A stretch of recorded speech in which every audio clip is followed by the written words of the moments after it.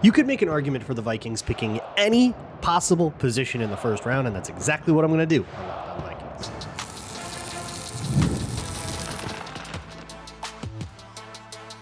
You are Locked On Vikings, your daily Minnesota Vikings podcast, part of the Locked On Podcast Network, your team every day. What's going on, everybody? Welcome to the Locked On Vikings podcast, where we're always trying to learn something new. It's part of the Locked On Podcast Network, the #1 sports podcasting network. Today on the show, I would like to present the argument for every single possible position the Vikings could draft in the 2026 first round. I'm talking first round picks here.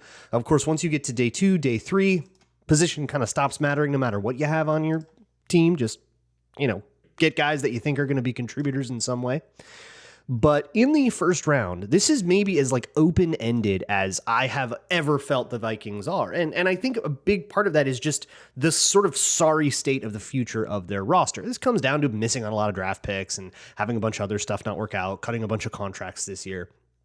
But one thing that I have mentioned on the squad show, the Viking squad show, I went up on that on Monday, and I've mentioned on this show in the past as well, is right now, everybody on the Vikings is either in a contract year or going into a contract year in 2027, with the exception of, and I'm just talking about people who were starters last year, J.J. McCarthy, Justin Jefferson, Byron Murphy, Josh Metellus, Will Fries, Donovan Jackson, Dallas Turner, Christian Darrisaw, Eric Wilson, who just signed, Theo Jackson, and Josh Oliver.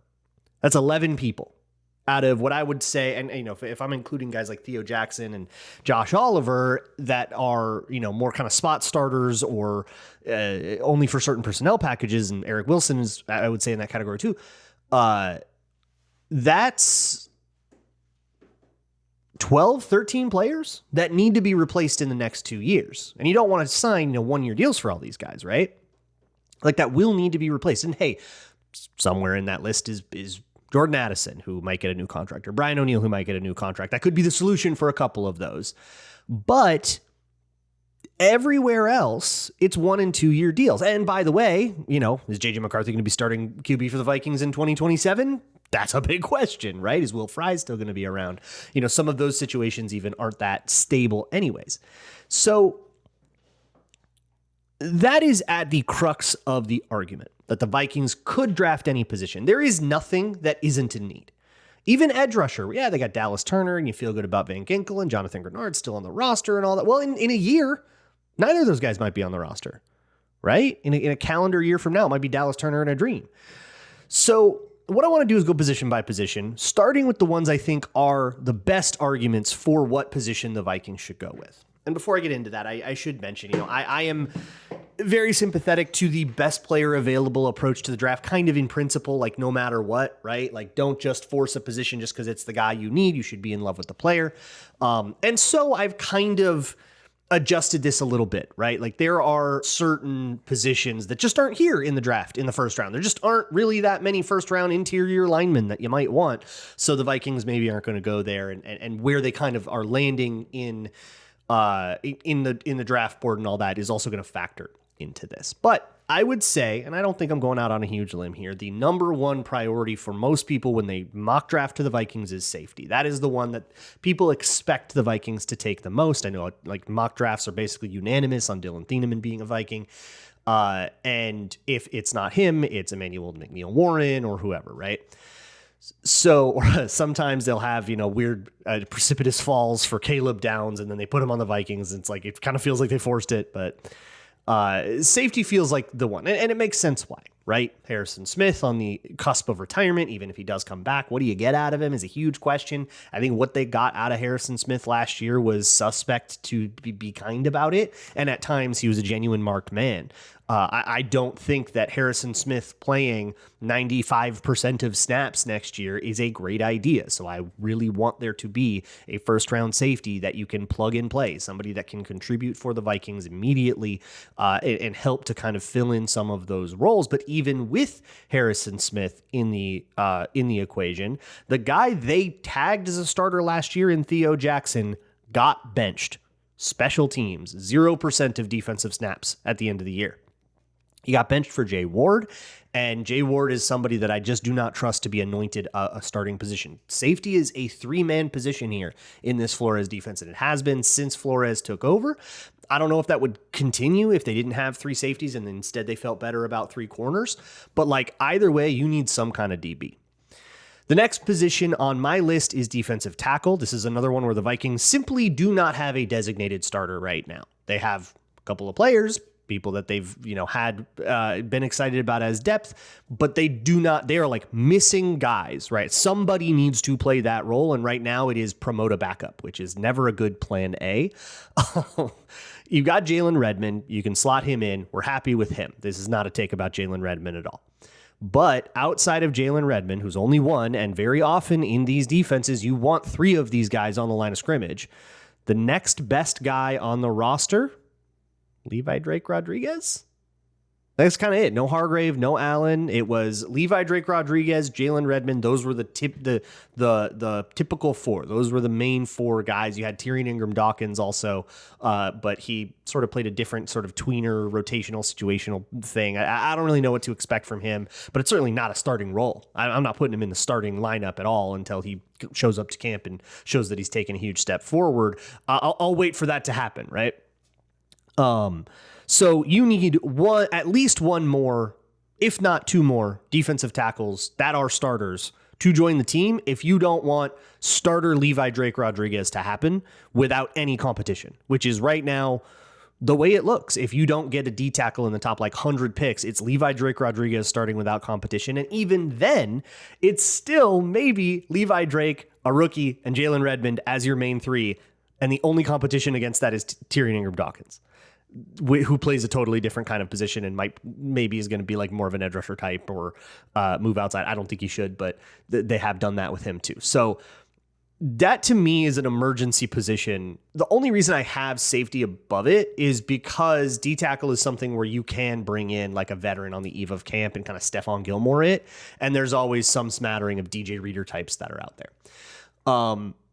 Third on my list is cornerback. So this is kind of lumped in with my safety thing, but right now the secondary is very incomplete, right? In terms of like designated anointed starters, you have Byron Murphy, Isaiah Rodgers, Harrison Smith if he comes back, but I'm worried about it, and Joshua Metellus. So in nickel, whether it's standard nickel or big nickel, that's you just need another guy unless you're promoting Jay Ward. But again, promoting a backup, not the best plan. That shouldn't be plan A. So you have a hole to fill at some point, with whether it is safety or cornerback. Classically, that has been a safety. Let's replace Theo Jackson. But there is a world where the Vikings go more to standard nickel if they just have 3 corners they feel good about. If a corner falls to you that you love and you take him and you put him on the outside, and now Byron Murphy is roving around the formation as sort of a slot corner, an inside corner, or you can put him up on the line of scrimmage or do whatever. They love to do that. They want to do that with him, but they end up forced to play him on the outside because corners get benched or get hurt or they just don't have the right number of guys. They were down to street free agent Fabian Moreau for the 2nd year in a row. And at this point, it's not even, I've been complaining about corners for, I think it feels like about as long as we've been complaining about O-line. I mean, this has been an issue since 2019. I mean, this has been an issue forever now. But it kind of feels like it has fallen by the wayside because Flores always finds a way to get a halfway decent season out of someone. And yeah, sure, the like pivotal moments of the game where Stephon Gilmore getting beat, in SoFi Stadium against the Rams. And yeah, sure, like he got cooked again in the playoff game. And so it had, but he had like a halfway decent season. So it doesn't feel like it feels like he can just take any water and turn it into wine. But now we're not even doing that. Last year, we had times where he had 3 active cornerbacks and 4 active safeties. That's not enough DBs. 7 is not enough. You need. It is super common for teams to activate 8 or 9 going into a game just for like special teams reasons. So some kind of DB to me feels like an absolute emergency. DT feels like an absolute emergency on where those roster spots are. I don't think that I have done anything so far that is like particularly controversial in terms of where the Vikings should go. And I would say if it's not one of these 3 positions, it's probably because the Vikings fell in love with someone. So from here on out, we have to kind of identify, well, who would it be that they fell in love with that could be falling, or what's the deal? Is there one in the first round? And that's going to be part of how we construct this argument. But I believe in us. I think we can do it for every single position, specialist notwithstanding. I'm not trying to do anything that silly, but that'll all be next on Locked On Vikings. Today's episode of Locked On Vikings is brought to you by Betterhelp. Financial stress is something a lot of people are carrying right now, and it's not just numbers. It can affect your sleep, your relationships, and your overall mental health in ways that build up over time. The reality is, struggling with money doesn't mean you've failed. Sometimes it just means you haven't had the right kind of support. It's something that you think about how easy it is to put pressure on yourself financially without really talking about it. There's stress that comes with trying to figure out everything on your own and trying to present a facade of having everything together, especially when people are relying on you. Therapy isn't just about financial advice, though. It's about working through the stress, anxiety, and emotions that come with it. With over 30,000 licensed therapists and more than 6 million people served, BetterHelp makes it easier to get matched and start focusing on what you need. When life feels overwhelming, therapy can help. Sign up and get 10% off at betterhelp.com/lockedon. That's BetterHelp, HELP.com/lockedon. Thanks so much for making Locked On Vikings your first listen of the day. When you are done here, go to the Locked On Vikings Everyday Club. You can get episodes like this and Locked On After Dark and the Viking Squad Show all ad-free for $5 a month or $50 for a whole year, plus access to a special Discord server where you can ping me or any other Locked On host whenever you want, and much, much more. Moving on with this, the goal of today is to make an argument for every position in the first round to prove the point that the Vikings could really go anywhere, that it's not just about taking best player available out of the principle of that being better than drafting for need, which is something I agree with, but that's not what we're doing today. Today, we are arguing that everything is arguably a need. And the next position on the list is center. This is the last of the positions where the Vikings are basically either promoting a backup or promoting somebody who's been a backup in the past to just play the position, right? You're in the Levi Drake Rodriguez or Jay Ward getting a promotion, or James Pierre getting way more than he ever got in Pittsburgh, or Michael Juergens or Blake Brandel, who were backup options last year, who would just be the starter if they had to play a game tomorrow. That's an issue. You got to pick a center. The problem here, and the reason it is below all those other positions, is that there isn't really a center in the first round that makes any sense to me. The only one I even remotely liked enough to think about starting him right away was Connor Lew, and I certainly didn't come out without any issues about him, and plus there's the injury and he got a bunch of problems there, so I don't think there's a guy that you could really do. I know Spencer Fano is somebody that Tyler Forness thinks we could draft at tackle and then move to center, so I guess that would be the option here, but that's a take that he's gotten a lot of pushback on too, so I'm not quite sure. I don't really know anything about him, so I won't weigh in on that, but that's an idea that's been thrown out there too. Instead, let's move on to tight end, which is one that is not a need this year, but will be a need next year. TJ Hawkinson's contract voids in March of next year. He's going to be out the door, and the Vikings will be left with Josh Oliver and a dream. Josh Oliver's not a tight end one. I don't think anybody wants him to be the tight end one, so let's get a new name in here. There's really only one tight end in this draft that you have to just be head over heels in love with, and that's Kenyon Sadiq out of Oregon. I've already done a Patreon video on him, and why I don't think he really replaces what the Vikings need. I don't think that he is the balanced do-it-all tight end. I think he's a very exciting speed tight end, being able to just line him up in the slot, maybe get him up against a linebacker, and then run a deep route against a bigger personnel package is kind of the idea of having Kenyon Sadiq on your offense. I don't think that's what the Vikings will want from him. I think they would ask him they would ask him to be a part of the run game a lot more than some of the other offenses that are out there that would be a lot more interested in him. So I don't really see it as a great fit for the Vikings, but maybe you disagree with me. Maybe you think this dude is the next Brock Bowers. He's the next total God's gift to offense. Get him on the team. Don't care about it. Go get a tight end. And then suddenly you would have Hawkinson, Oliver, and Sadiq, this really fun tight end package. You could go with 13 personnel and have a lot of really fun, interesting ideas this year. And then when Hawkinson leaves, you have the replacement right there. The next few positions are kind of in that same vein. Now I'll talk about running back, which is another one. The Vikings have their answer right now. Aaron Jones is back. Jordan Mason is back. And Aaron Jones is on like a revised deal, but this is something that is going to be an issue next year. These guys are on the last year of years of their deal. And next year, there will not be a running back on the roster outside of Xavier Scott. That's the only one that they actually have under contract through 2026 and into 2027. So we got an issue, right? So this is another similar problem, though, where there's really only one running back that anyone's talking about in the first round. He's also probably going to be out of reach of the Vikings. There's rumors that this guy's going to go top 5. It's Jeremiah Love out of Notre Dame. I definitely do not see that in him. It feels a little bit like it will be an Ezekiel Elliott situation where you spend a top 5 pick on a guy. He's your guy for a long time, but it doesn't feel like you got the most you could have out of that top 5 pick. But I always come out a little bit lower on the running backs than I think consensus is. And sometimes it burns me, right? Like I wasn't as high on Bijan Robinson as everybody else was, and I definitely got burned on that, but I was higher than everybody else on Jahmyr Gibbs. So I don't know. I guess you win some, you lose some. But I don't know. Anyways, he's probably going top 5, so it's probably a pipe dream. But this is the world where, like, well, what if he does fall, right? What if running back positional value starts to take over and everybody starts taking tackles and edge rushers and receivers instead, and he starts to fall down the board? Certainly stranger things have happened than that.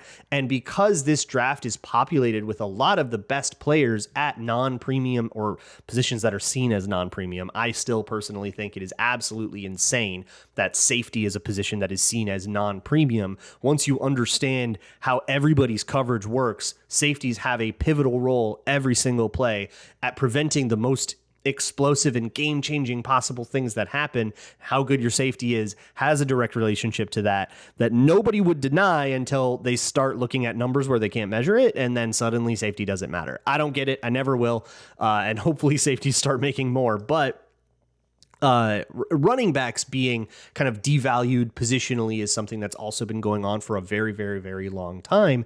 We have not had a running back in the top 5, I think, since Ezekiel Elliott, and that was 10 years ago. So this, I guess, would be the year, but it wouldn't surprise me if in the last 10 years, things changed quite a bit and he starts to fall down the board and suddenly he's available at pick 18 or in trade up range from pick 18, maybe just within shouting distance, and you make it happen. After that, and I'm going to make a change here. Sorry, I did this in order, but I'm going to make a change just kind of on the fly.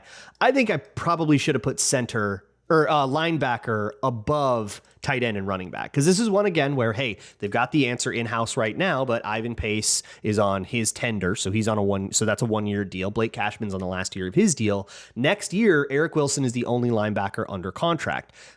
So they're going to have to acquire one eventually, and this is a great time to do it. And also, there are some options like CJ Allen that could be available for the Vikings at 18, and he's somebody that I do want to talk about for the Vikings eventually as well. He gets a lot of late first-round hype. The Vikings are right in that range, and they definitely need a linebacker. No matter how you feel about Blake Cashman, maybe they extend him.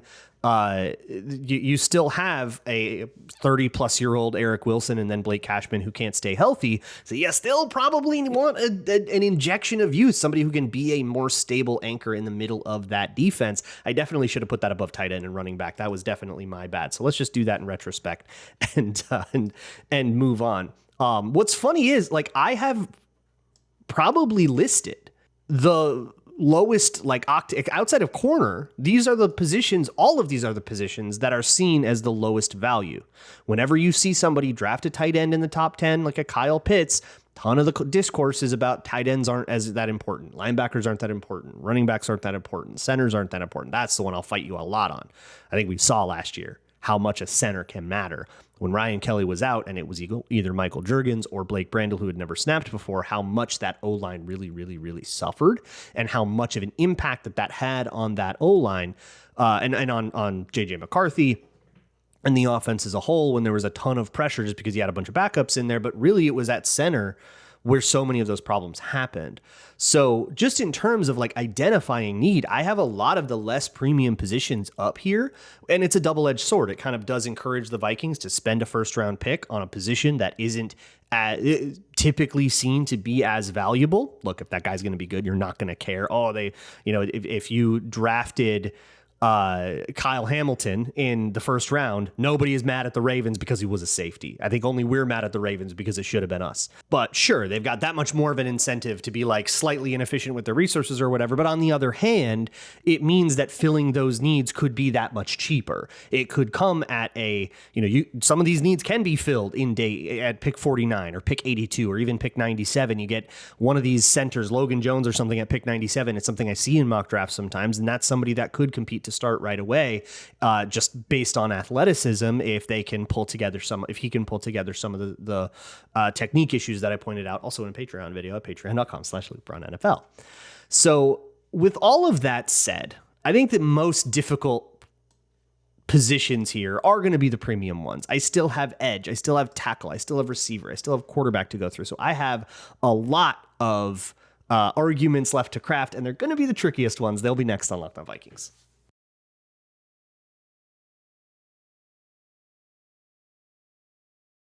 Moving on here with the Locked On Vikings podcast. This is going to be where some very difficult arguments need to be made, but we can do it together. You and I, we got this. So the next argument for they should draft this position in the next round is edge rusher. And this is probably where it starts to feel a little bit counterintuitive. I think all of the rest of what I've said can feel like a little bit arguable. Okay, I would get it, right? If CJ Allen was the pick, you'd be like, okay. If Jeremiah Love fell to them and was the pick, nobody would be like, wait, they picked a running back? How out of nowhere? No, he was crazy good. He was falling. It would make sense. Edge rusher is the craziest one yet.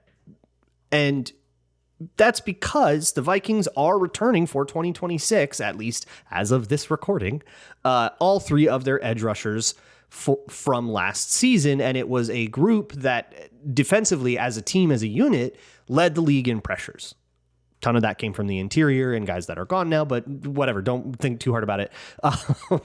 Van Ginkel and Dallas Turner both figured to be back, barring some kind of surprise. Jonathan Grenard, there's obviously trade rumors there, but that's kind of been squashed. That's kind of been taken out at the gills. Like, it seems like those negotiations have stalled. Everybody's talking about it in the draft now. Maybe it'll happen post-June or something, which would be helpful to the Vikings salary cap in some ways, but not in really ways that would matter because all of the stuff they would spend that money on, those windows have closed.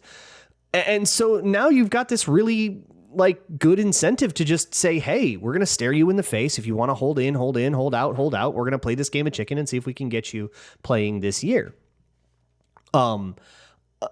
Either way, though, the arguments for this coming draft don't really rely on that. They rely on the other guys, Andrew Van Ginkel, who's headed into a contract year, and Dallas Turner, who, while he had a surge last year, and I was pretty happy with what I saw, is certainly not irreplaceable. And if the right player is falling, you could go for it. Not to mention, if you do trade Jonathan Grenard, you might want to have another third edge rusher and keep this kind of three-headed monster thing going that allows the Vikings to use a lot of rotation. It allows the Vikings to move Andrew Van Ginkel to off-ball linebacker or whatever if they need to, and it gave them a lot of flexibility to deal with injuries in the last few years in ways that we might be taking for granted. So continuing to replenish that room, absolutely in the cards. I really do think that we have not gotten to the part in this exercise where I'm making arguments that I don't believe in just for rhetoric, just to do the rhetorical exercise. I do genuinely believe that edge rusher in the first round could happen and could be smart, considering that by 2027, Dallas Turner is the only one that figures to be on the roster.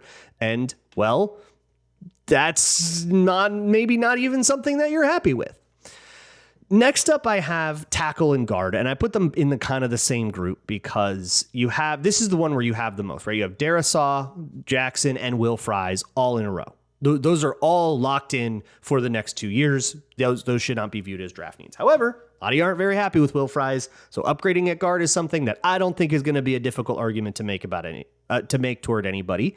And in terms of tackle, you got Brian O'Neill, who is entering a contract year. If you want, if you have the right tackle, that not the right tackle, but the correct tackle, the tackle that feels right in your heart, that falls to you at 18, and you take him. Now you don't have to extend Brian O'Neill. That frees up money to do other things, extend other players. Maybe if Kyler Murray plays well, you got to have this kind of this idea of a possible big QB extension next year that I don't know if we're going to do it. I don't know if you're going to get that out of Kyler Murray, but shoot, if he makes the playoffs, wins a game, makes a run, and you're happy with it, you need to have a plan for what that budget would look like, and adding extra flexibility to help facilitate that is not going to be a bad thing. And if you don't end up using it for a quarterback, well, I don't know, maybe there's a free agent quarterback. Maybe there's a disgruntled quarterback somewhere in the AFC North you could trade for, and you still want to have that idea. So the idea of giving yourself the option to not extend Brian O'Neill, even though the team, it's been reported, has every intention to right now, still very much worth looking into. That leads me to wide receiver, where the intention is very much the same. This is not pick wide receiver 3 in the first round. You don't need to do that. That's too much capital for a guy that's not going to be on the field enough to pay it back. However, the idea would be more about, hey, we intend to extend Jordan Addison, which has also been reported, by the way. If you're tuning in and you missed the whole thing about Addison, he's going to get his 5th-year option picked up, which is going to keep him in the on the team through 2027. Oh, actually, he does. Yeah, that would keep him on the team for 2027. So I haven't updated my little thing yet. I should update that now with that news. But that is a fully guaranteed base salary contract, not untradeable. So this is very much still a trade deadline kind of guy that you could look at if you had a wide receiver waiting in the wings, get some draft capital back, save some money. And of course, his availability is a concern. Off-field stuff is a concern. This would be still a decision. Do I or do I not extend Jordan Addison? They intend to right now, but holy crap, if Carnell Tate or Mekhi Lemon or whatever your receiver that you like the most, Jordan Tyson is the Arizona guy. If any of these guys are in the, Arizona State, right? If any of these guys are in the realm of picking at pick 18 and you go for it, it means now that's one more extension you don't have to budget for, which could help you if you suddenly have to budget for a QB contract that you weren't planning on 6 months ago. And then the last one I have to do is quarterback. I've got a dead last on this list. This is the room that is felt the most complete here. And I think that I don't know if the future Vikings quarterback is on the roster right now. I don't think anybody can know that. We certainly can't say for sure yes. We certainly can't say for sure no. I think the Vikings believe that there's every possibility that the future quarterback is on the roster. And the other thing working against this is that after Fernando Mendoza, there's not really a quarterback. You have to be like really high on Ty Simpson for this or something like that. And while I personally am not, I'm sure there's somebody out there that would buy into this. So let's go with him for now. But there is every chance in the world that neither Kyler Murray nor JJ McCarthy makes it through the season, right? I think it would be extremely lucky if they both made it through the season healthy. And I don't think it would be all that unlucky if neither of them did. And I think if neither of them do, that makes it really hard to kind of brand either of them the QB of the future. You probably let Kyler Murray walk after that. You probably don't like cut JJ McCarthy or anything like that, but you're going to, bring in more competition or something like that. But what if the competition was already in? What if you take one of these raw jocks that is, another first round QB that's Ty Simpson or something, because you're probably not getting past the top of the second round. So if you want him, you got to get him at 18, maybe trade down a little bit or something like that. And what if you have that guy in the building, totally no expectation at all of him starting, right? You're not going to do the thing where he's got to get thrown in too early. And unfortunately for McCarthy, he didn't start at all his rookie year, but he couldn't actually practice because he was nursing a knee injury. Let's avoid that whole situation. No, none of this crazy stuff in camp, none of this crazy stuff in preseason. Let's just put him in the slow cooker and forget about it. And then come next year, yeah, maybe Kyler Murray works out and you've got this redundancy at quarterback. Oh no, Kyler Murray worked out. That's not a situation where you're going to be very mad at all. And maybe JJ McCarthy works out, same thing, but now you're really, really, really put in a lot of redundancy. And hey, you could turn around and trade him to somebody that might still give you a day 2 pick or something like that and get it back. This would be all about over investing in the most important position. And if it weren't quarterback, if it weren't the most important position, this argument would totally fall flat. But if it gives you just that much more of a chance to work, the world where you in hindsight shouldn't have, like the world where in hindsight you should have done this, you're going to be really glad you did it. But the world where in hindsight you shouldn't have done this is one where you're not going to be too mad about being a little bit too safe, because it means one of JJ McCarthy or Kyler Murray actually worked out for you and is like, you feel like they're the QB of the future. And then you go, oh no, we wasted one on Ty Simpson. Oh no. Anyway, you're probably perfectly happy with the QB situation in a world where you don't look back at 2026 and wish you had another infusion of young talent. I don't know if I got that one across. The last couple I don't really believe in. But honestly, I think everything outside of quarterback is a legitimate option for the Vikings, depending on who falls and what's there. Just taking the best player, even if it creates a crazy redundancy like at wide receiver or edge, is totally in the cards. There's no reason to reach on a player just for positional need this year. And I don't really anticipate the Vikings are going to, because Rob Brzezinski has already talked about his like BPA mentality. I will talk to you all tomorrow. And then tomorrow night, we got Locked On Vikings After Dark. So make sure you tune in. And as always, Skol.